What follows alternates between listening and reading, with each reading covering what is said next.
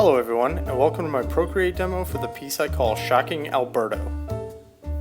Alright, here we go. So, I have, per usual, a pretty makeshift setup here right now, but we're going to try and go over some of the paint techniques that I talk about throughout the rest of the video, or at least that you watch throughout the rest of the video, but we're going to do some off-the-screen recording here. I know that I'm super in silhouette right now because that's just the best way that I could light the room for this, but I think that ultimately you're still going to see what you're looking for. And by you, I mean all of you who have asked me about showing some of my paint technique actually like in real time and showing it with the actual way that I'm doing it instead of you guys just seeing the time-lapse strokes that you see when you're watching most of my Procreate videos on YouTube. So I don't have any syllabus, so to speak, for this lesson. I'm just gonna sort of like work through a couple of things and discuss a couple of things. So the piece that you're about to watch in this video is my Alberto piece. And unfortunately, Procreate has been crashing a ton on me lately, so I'm not gonna like open up the Alberto file, although I might do it maybe at the end just to sort of show you the way the whole thing ended up. But the big thing I'm gonna do is just show you what I use to paint. So over here in the brushes, a lot of you know that I don't really make my own brushes. Actually, almost ever. I do it a lot more in Photoshop than I do it in Procreate, but I definitely don't do it in Procreate. Right now, I find that I'm getting enough out of the ones that are provided. My main painting brushes that I use when I'm doing the type of more rendered, painterly look that you've got in this Alberto one that you're watching today, I use one of two brushes, usually. I either use this hard airbrush down here, which you can hopefully see my pencil. Maybe if I get my big fat finger in here. There you go, that one, the one that's highlighted. Or I'll use this soft airbrush up here, depending on what I'm going for. I don't know if the fidelity is good enough on the camera, but you can see that it says modified right underneath here. As I've spoken of before, all I did with that was I took the airbrush and made it so that it would get larger on the large side of the brush. So you can see, just for the record, when I make it really big, it's that big. So there it is. Just clear to be sure. Those are the two main brushes I use. So let's go back to this hard brush for a second. This is it, right? That's what it looks like. A lot of you will probably see in this video that I will lay something down maybe that is this heavy, this, I guess you could say hard. It's not very soft in a lot of ways. And then it'll get knocked back or it'll get reduced in some way. That's the main way nowadays by which I will paint. So what exactly does that mean? Well, let's try and actually do something here that resembles me rendering something. So I'm just gonna pick sort of a neutral color, like meaning neutral in the sense that it's nothing specific. I'm gonna do something in red. And so if I'm painting something in red, let's actually just make it really hard from the get-go. Okay, something like that, right? So we've got that type of a messy form, I guess. Maybe we could smooth out some parts of it just to make it something somewhat specific, I don't know. But you'll notice that I'm not one of the types of painters who paints in like a black and white grayscale, does like a value study first and then picks the colors later and does whatever adjustments that I want to do. On that side, I paint with color first. I'm sure there's negatives and positives to that, but it's just the thing that's the most natural for me. So like for instance, I told you that I was going to paint something in red. So the first color I picked was something that was a little bit on the cool side, a little cooler, I should say, than red, and we're somewhere around here. So what's the actual method by which that I will now render this? So let's do some usual stuff where we're taking, let's just say we're gonna have a light source that's going to be roughly over here. That's roughly where our light source is going to be. I mostly render with cooler shadows and warmer highlights, just because that is the type of lighting you're gonna see most often. So let's say that it's some sort of a yellowy warm source that's doing that. Let's get this color back so we can use that to base everything off of. So now what I'm going to do with my colors is, this is not all the time. But for red right now, I'm gonna move a little bit up towards the intensity of the red, and I'm gonna move a little bit warmer on the color bar down here on the actual hue, I guess you could say. So like this might be the next color that I choose. So you can see at the top here, I'm gonna go from that to that. Boom, boom.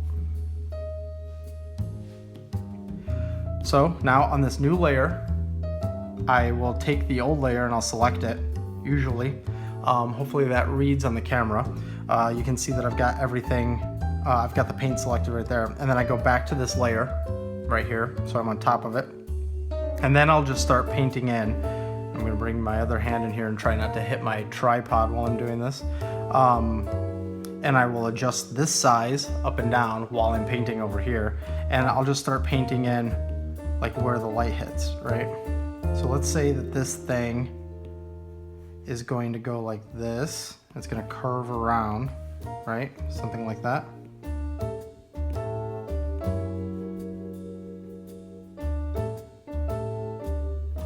Maybe it's a little bit.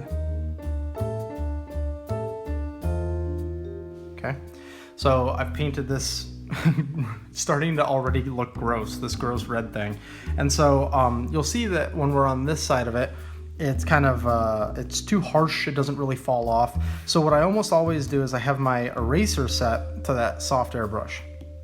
And since I'm keeping these things all on separate layers, I can go back in with the soft airbrush and I can knock away and soften this side of it. So you can see right there, that's what I did. Now if I want to start getting like a little bit more technical, I might come in here and select this section and do the same thing with that part. And then I will take the harsh brush again and I'll make sure that the light where it's hitting right here is pretty harsh as well. Okay. So that would be sort of how that layer gets put down. Then on the next one, I just basically create another layer and I continue my color progression. Let's say it's not quite so orange. There we go. And here, I'm gonna select again and start painting here. You can see, trying to find the main spot where the light's hitting. Something like that, let's say. And then go back to the eraser and soften off the part that falls off a little bit. Like that. So that's sort of the main method, like rinse and repeat, that I might go at to try and render up the whole thing. Now let's turn all of this off for a second. And let's try to do this in like a little bit more of a direct application. So I'll just switch to the fat pencil here. Okay. And I don't know, let's just, there's a guy. He's got a nose. He's got eyebrows.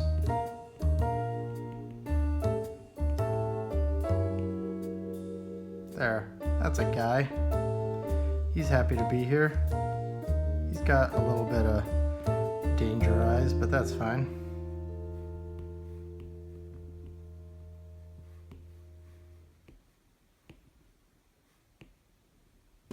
Okay, so here's a guy, right?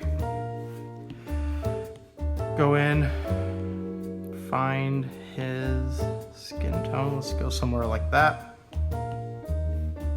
And here, I'm gonna just merge all that and delete it. Then go back to the airbrush and get the hard brush.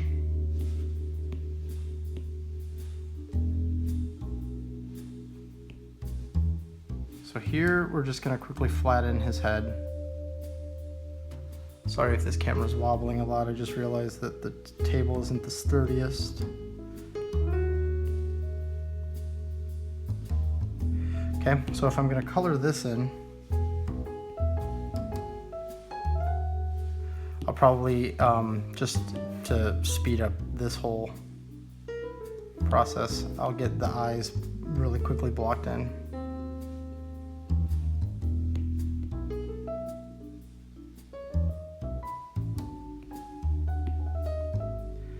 Part of the reason why I'll always work on separate layers is so that I can do this, where I can be like really reckless with part of it, and then I go back in and corral it later. And the point might be that I'm trying to capture like a gesture or something that's supposed to feel really natural, and I don't want it to feel too controlled, and then later I'll control it, you know, something along those lines. So let's go back to skin, move them up, a little more yellow. Now, I sort of outlined how I do it with a hard brush. I'll do it with a softer brush here so that you can see. The nice thing about the softer brush is if you make it really big, it gets really soft, and if you make it smaller, it gets a lot stronger. Now, what I'm gonna do here though is I'm gonna highlight the way that I use multiple layers usually to try and tackle this. So let's just say the light's coming from the right or something, somewhere over here, right? So let's go ahead and fill in where his nose would be. And I'm gonna be a little on the sloppy side. You know that if I'm really trying to control all of this, it would be a little bit better. Oh, wait, let's lower these lines a lot too. There we go, that's better. Okay, so we're starting to block in where that light hits. So now that's me sort of cleaning that part. I obviously haven't defined this that well with the lines, but we're going to try and define it without much of a line support right now. Okay, now I'm doing this really crudely because I'm trying to get to a very specific point, which is I'll create another layer now that's not a part of that nose layer, because I'm gonna do, like, let's say this cheek. So I might put in the cheek really harshly, in the sense that I'm not really caring about whether or not this is working out well with the nose. I don't really care about whether or not this is working out with sort of like the big upper lip kind of area. I'm just sort of going in and saying, you know what, this whole section is receiving some kind of light right now. I also, you can see, don't have that layer selected, which I normally would, but I'm in a rush because I want to get to the main attraction here, which is the actual piece, instead of all of this technique stuff. Even though I'm sure you guys enjoy this to a certain degree. But okay, so let's say now I've blocked that in. By the way, this guy looks insane right now. Hopefully we can make him look a little nicer by the time we're done demoing this. But the point of this is, because I've got the nose and the cheek stuff all separate, I can actually now start erasing away at this in order to soften certain aspects of it. So you can see there, I'll erase some of that away, and then I'll erase the side of the head away a little bit. I'll erase this to give that some fall off, right? And then I'll create another layer here. Very tightly, I'll come in and do the upper lip.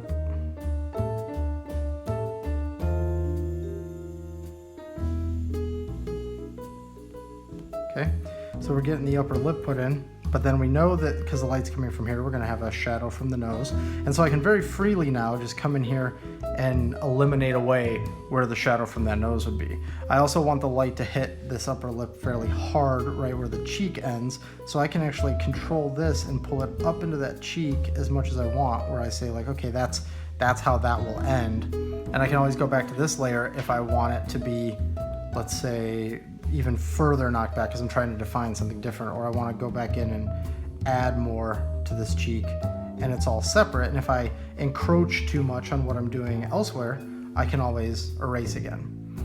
So let's just say that I repeat this method now across the whole head. So get some light going over here, and then right now in that really shitty rough, he's got hair coming down, so maybe he gets a shadow, you know, like that type of a thing. So there's that. And then once I've done the whole head, which I obviously have not here, I merge all of those together into one layer, so that now I just have that entire next step up on its own layer. Create another layer, and we get a little bit more intense, a little more yellow, and then try to just basically move on to the next stage. So I might only do this side of the nose because it's catching the most light, because I'm on my own layer. I'm still being messier than I normally would be, but just for the sake of showing this off. So now I can go in here and I can really crisply clean this up because it's not mingling with the other layers. Let's say I also want to draw more attention to the lower half, so I want to knock back some of the light at the top, so I can do that really nicely and I can get that gradient. I start another layer and I can start defining all of this. So I'm starting to define a little bit more specifically where that structure is going to be. And I can start knocking it all back a little bit more gently in certain spots. Create another layer and go onto this lip, the upper lip.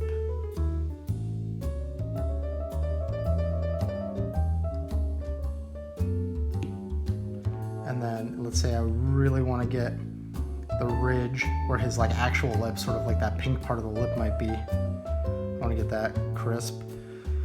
And then the shadow from that nose is right there. But now I want to, have that fall off just a touch and have that fall off a touch and start focusing exactly where that light's going to hit a little bit more on the center of that plane right there. Oops. Soften that just a little bit. So that's essentially the process. That is the whole process. And then a lot of it is rinsing and repeating, but where you start getting variety is when you're trying to replicate certain materials, like if something wasn't skin, or if something wasn't plastic, or it wasn't metal, or whatever it is. That's essentially it. Now, there's always going to be little tweaks here and there, and there's going to be things that you may want to do or not do depending on the look and feel that you're going for. And we did not help in making this guy look any less creepy. But anyways, the point is that this is essentially the process that gets you through the entirety of the Alberto piece. So here I've loaded up one of the versions of the Alberto piece that I saved, almost like I'm versioning it, because I hit my layer limit fairly early, to be honest, because I was trying to keep a lot of things separate. So you can see here, this is not done. There's still aspects of the skin that aren't done. The mouth is basically done. There's a little bit of stuff that still needs to be done. The eye is done here. His like weird robotic other eye is definitely not done. And his hair, his cigar, his red energy stuff, his other hand, his suit, like none of this has been touched yet, right? So we go into the layers. You can see I'm a little messy here, but you can see a little bit of what's going on at least. We've got the head, so these are all folders. We have the eye, we have the mouth, which is just called new group, and we have the robotic eye in process, which is just new group. I didn't get around to naming it. I don't name things nearly as diligently as I do in Photoshop, simply because there's no point, because a lot of stuff gets merged later anyways. But then we got the head layer. So if I open up head, or the head folder, these are the layers right here. If you can see my fingers, these are the layers for the head. So we've got at the bottom, it's basically just 1, 2, 3, 4. They're not named that, but 1, 2, 3, 4, 5 as far as like skin tone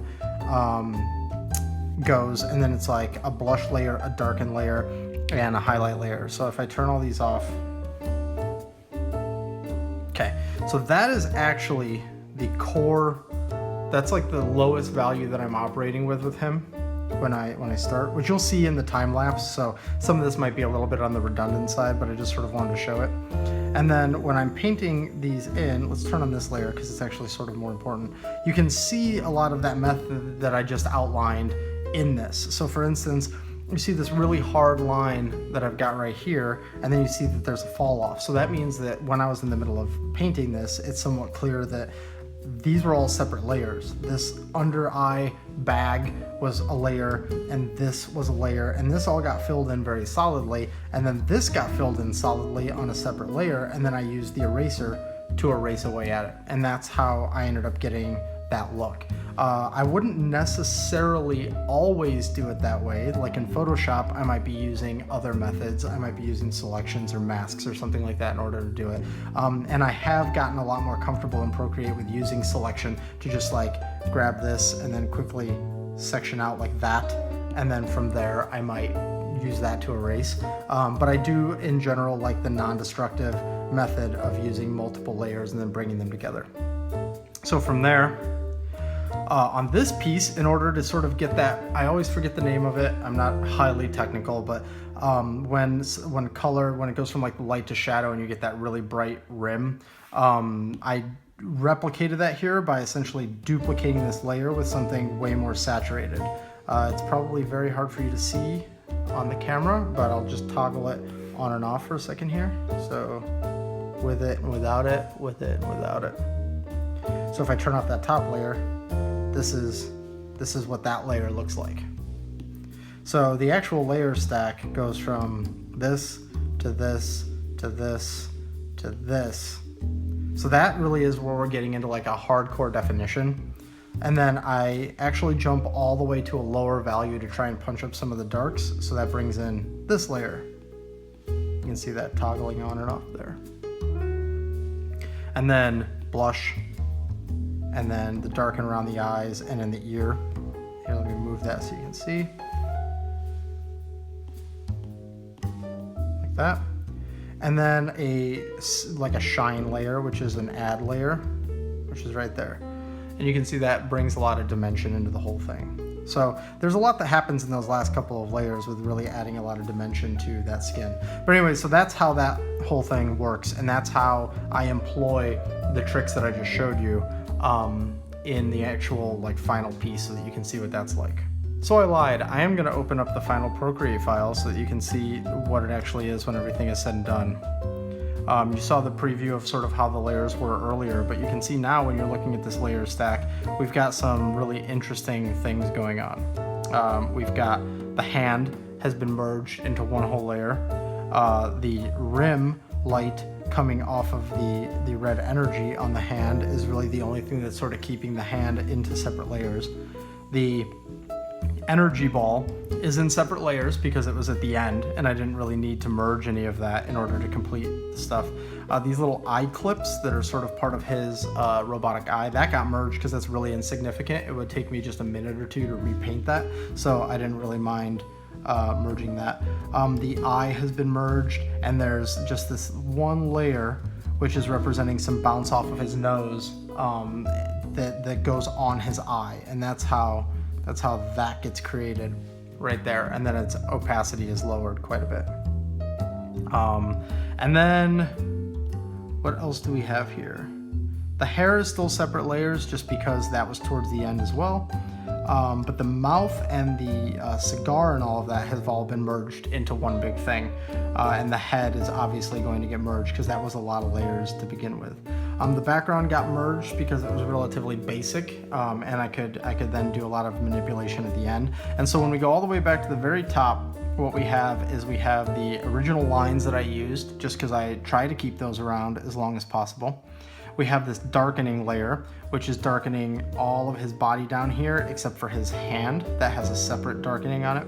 And then we have this blue layer, which is just to color correct him a little bit for his environment. And then we've got this bloom. And so all of that gets sort of enveloped around the final frame. And that is the state of the profile, the dot profile, at the end. So I lose a lot of the editability, but the nice thing is, the way that Procreate does its copying and pasting, it would be fairly easy to go into an old one, do some tweaks on some layers, and copy and paste it in. That is assuming Procreate doesn't crash on me, which I don't know about you guys, but Procreate has been crashing a ton on me lately. So anyways, that is basically all I have to show.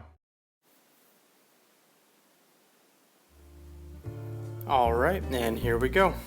So this here is the finished Alberto piece. This was a drawing that I originally did a couple years ago, and Alberto has just always been one of my favorite characters from Giant Robo, so when I originally drew him, I always wanted to get to coloring this and then just never got around to it. So I figured, okay, now's the perfect time to dig it out and do some color. So you can see here that we started with just a quick flat process.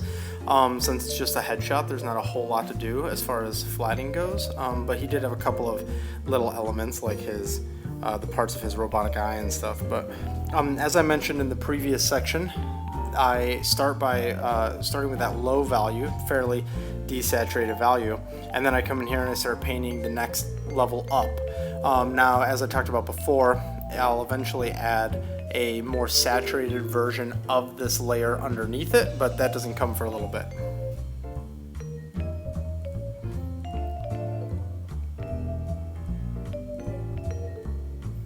I also started, even though I drew this a couple years ago, there were further delays in the production of this where I would start it and then put it off for a while, and start it and put it off for a while. And this has been sort of a running theme lately with a lot of the pieces that I'm putting up here on the channel, where I'm finally finding the time or energy or whatever it is to get back to them. You know, sometimes you really want something colored, but you just don't have the energy to actually do it. So in between me flatting this and starting the renders, I think like 4 or 5 months, maybe probably more like 4 months, passed, and then when I finally started rendering it, then like, I don't know, a few weeks passed after I had started the rendering before I picked it back up again.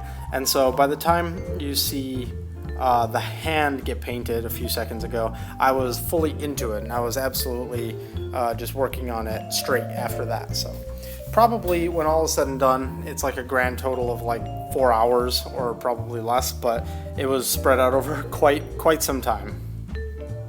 So here you can see evidence of what I was explaining earlier, where I'm painting in a section and then I'm erasing away. In fact, a second ago, if you rewind back to the chin, you see the chin get filled in perfectly solid, and then I erase away at it. And that for me is just the best way I find to really get the light into a big chunk where I need it, or as I mentioned, to sort of have a free hand in order to gesturally put something in, and then go back in and sort of control it after the fact. So right there is the stage where I'm putting in the heavier shadows, and then you can see there I quickly introduced that more saturated, duplicated layer, and now I'm putting the shine on it. So what I really wanted to do here was, instead of going through every piece of his skin and doing the next layer up, which is my normal methodology, I really just wanted to get the neck and face done before I moved on to the hand. Which isn't normally what I do, but in this case I was just sort of really jonesing to finish the face, and so I focused on that first. So here I'm even moving to the eye before I've moved to the hand. So this is definitely a case of doing the thing that I'm most interested in doing first, so that I don't lose interest of the piece.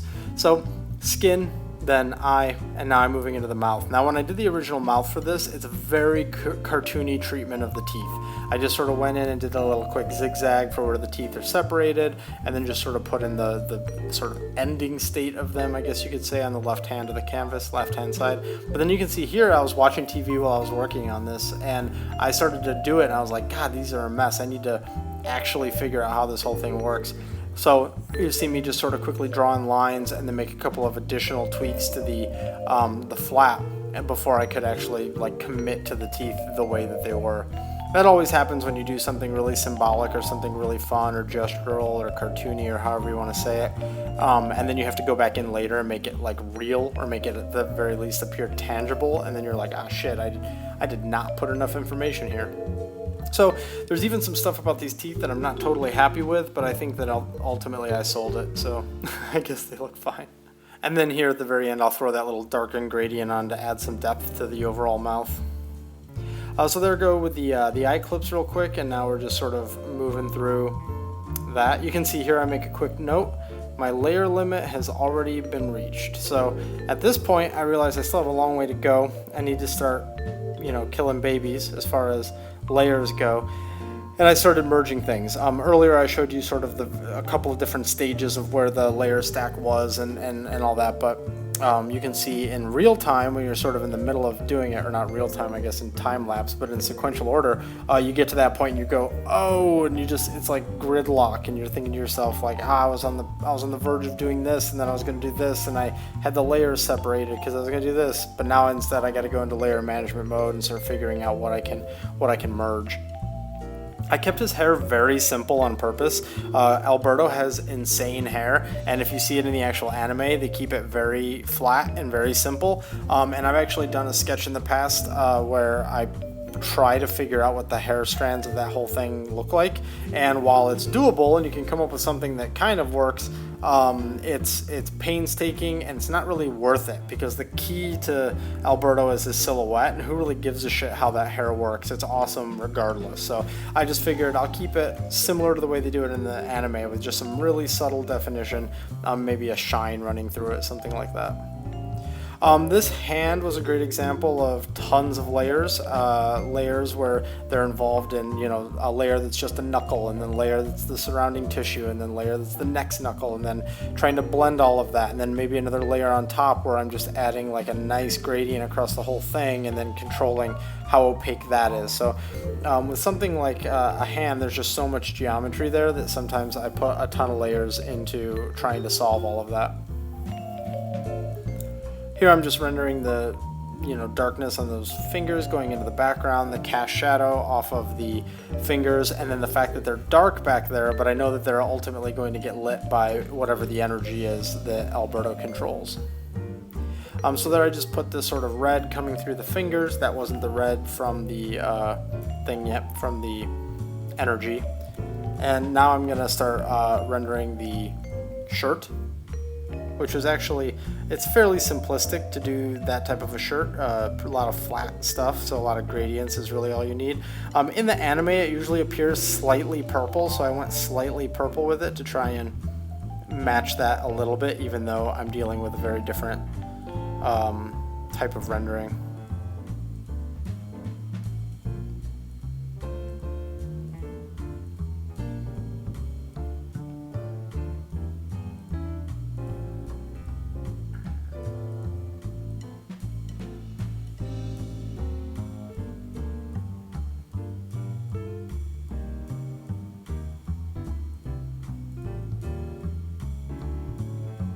Okay, so now we're moving into the red energy, which is one of my favorite depictions of like sort of a powerful energy. If you haven't seen Giant Robo, I highly recommend at least looking up some Alberto scenes just to see the way they do this. So what I tried to do was get at the vibe of what they go for in the anime, but just do it in my own kind of way. So that's what you got going on here.